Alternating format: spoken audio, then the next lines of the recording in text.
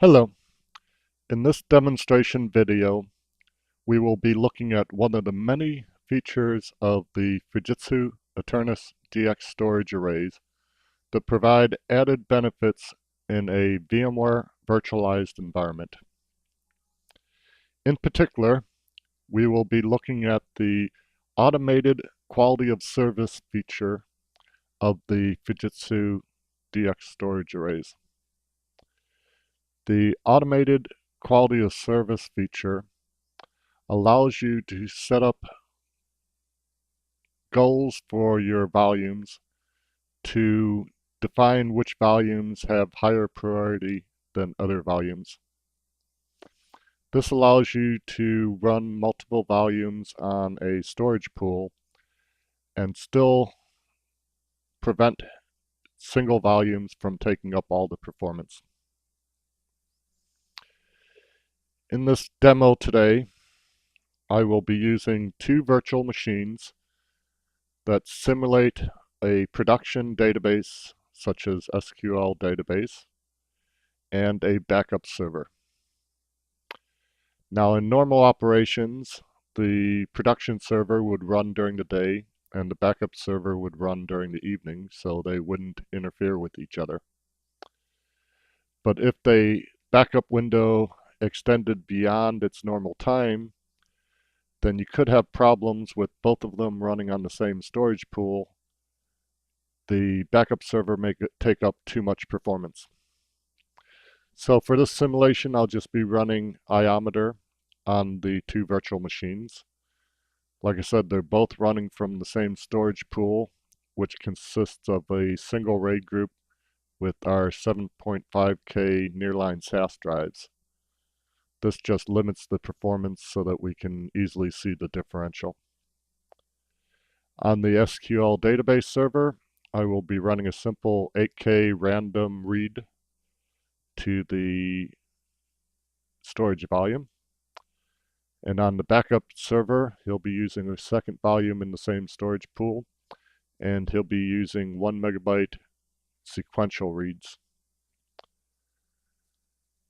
So to look at this, we can go ahead and look at the performance display from the ETERNUS SF product.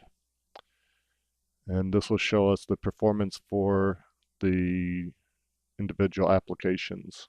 Rather than sitting and waiting for the whole thing to complete, I've already run the tests earlier in the day. So we can see here the yellow line is our database server and the blue line is our backup server. And as we can see during normal operations, the database server gets around 700 IOPS and his response time is just below 20 milliseconds. Likewise, the backup server, if he's running on his own, gets just under 800 IOPS, which is about 200 megabytes per second. And he gets a response time just under 40 milliseconds. So, like I say, this is normal operation if the two applications are running independently. Now we'll go ahead and look at when they collide. We can see here that the backup server was running and the SQL database server started up at the same time. And we can see instead of getting up to his 700 IOPS, he's getting very little IOPS down in the 200 range. The backup server came down a little bit, but he's still pushing pretty heavy activity through the system, which is causing the SQL database server the inability to get up to where he wants to be.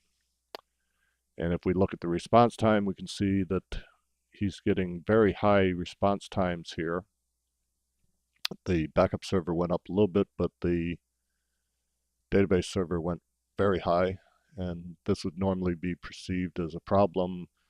Your users would notice problems accessing the database, so this is not a good operation.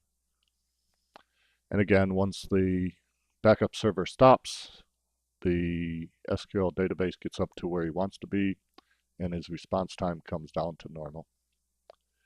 So this is the problem that we need to solve, is when these two collide, ideally we'd want the SQL database to continue with a high level of performance and choke off the performance of the backup server. So to do that, we can use the automatic quality of service feature on the Fujitsu storage arrays. You can configure the automatic quality of service feature from a couple different ways. If you're using vVols, virtual volumes under VMware, you can simply come into your storage profile for the virtual machine and set the priority for your automatic quality service under the policy here. So under the storage policy, you can enable the automatic quality of service for the volumes that you want, and you can set either just a goal, high, middle, or low, or you can set a response time. So for this demo, I'm going to go ahead and set the response time to 400 milliseconds for the low priority backup server, and for the high priority server, we'll go ahead and set him at 30 milliseconds. If you're not using vVol, you can always use the ETERNUS SF product to set the quality of service. To the other that, you just come in here and select your volume and modify that volume. And here you get the same settings that we saw earlier. You can enable the quality of service, and you can set whether it's low, medium, or high, or unlimited, or you can set the response time for the volume. Either way, that will go ahead and set up the quality of service feature. Okay, I've gone ahead and set up the automatic quality of service, and like I said, I set up the backup server for 400 millisecond response time, and the target for the SQL database server is set to 30 milliseconds. So now we can go ahead and run the same test again, and we can look at the performance with the automatic quality of service feature enabled. Here we can see the database server running on its own, and it's getting up to the 700 IOPS that we saw before. And the response time is down below the 20 milliseconds that we expected. Now we can see the backup server starting, and rather than before where he came and took all the performance and chopped off most of the performance on the SQL database, with the automatic quality of service feature enabled, the ETERNUS SF software will monitor the performance and choke the volumes to try to match the goal that we set. So we can see that throughout the run, the backup server basically averaged around 200, and the database server got around 500 IOPS. So we're getting a much better performance out of our database server while these two are running together by choking off the performance on the backup server. And if we look at the response time, we can see that the database server is running around 30 milliseconds, which is what we wanted. And the backup server is basically running around 400 milliseconds. He jumps up and down as the software tries to adjust closer to the goals that we set.